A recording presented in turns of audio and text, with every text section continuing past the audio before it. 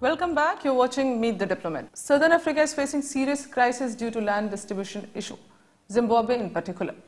How do you think you will be able to resolve this issue? Zimbabwe no longer has the crisis of land distribution. What happened in Zimbabwe is that land that was stolen from the indigenous majority during colonialism, during the 1890s, has been restored to the indigenous majority.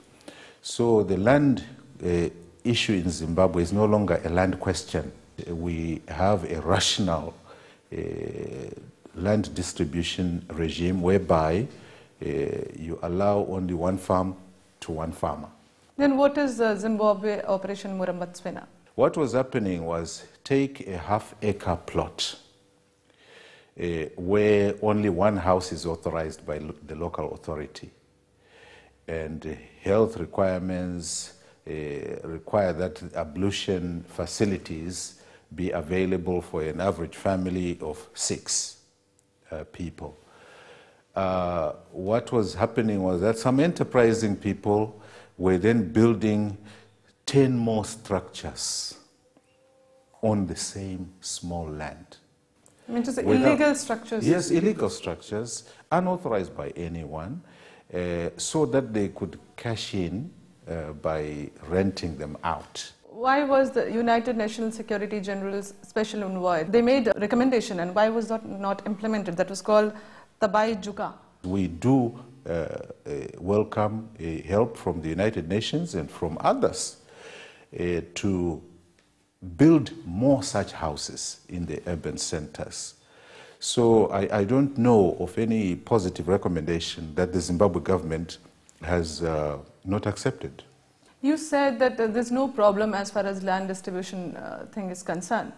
But the report that I have says that currently, as of July 2006, and many Zimbabwean refugees have fled to Southern Africa or Mozambique. Zimbabwe has better food sufficiency this year because of the good harvests we've had, because of good rains, and more arable land that was released by the land reform program. Now, the naysayers who oppose the land reform program don't want to talk about the fact that for 4 years Zimbabwe was experiencing a drought, a very bad drought. I know. When we got out of that, we produced. Now, the land reform program actually categorized the kinds of land that were to be taken and redistributed. And the first one is land that was not utilized. So when land that was not utilized is now utilized, how can you have a worse agricultural performance when the land that was being utilized is still being utilized, which it is? And then you have additional land that was lying fallow, which is now also being utilized. So the logic is on its head, but it is tendentious reporting. But you agree that the nation which was once dubbed as the breadbasket of Southern Africa is now struggling to feed its own people?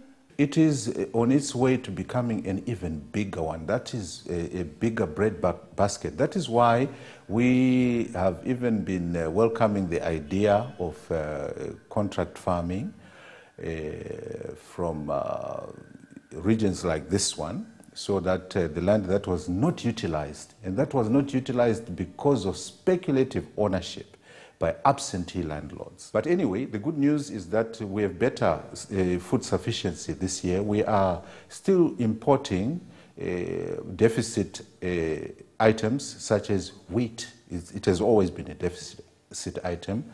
Our production is not yet optimal because it's only one season that has been moderately good. We are praying that the rain that is falling now, this is our rainy season, will be even better than last year. One major issue of concern is AIDS. India also has a number of cases of AIDS, plus Southern African countries, they have a lot of cases. So how do you think it should be tackled? AIDS is a major concern for the whole world. It's one area of natural cooperation. That's a good thing. No country can point a finger to any other country on the basis of any statistics. I've read statistics about India and so forth, and I say, okay, some of these people who write don't realize it's a human problem, because I can be in India or in Zimbabwe or anywhere in the world any day, and AIDS can, does not know any borders. So what we have done in Zimbabwe is to promote education. We have a National AIDS Council. We also have an AIDS Trust, but we have brought the importance of AIDS to people's paychecks.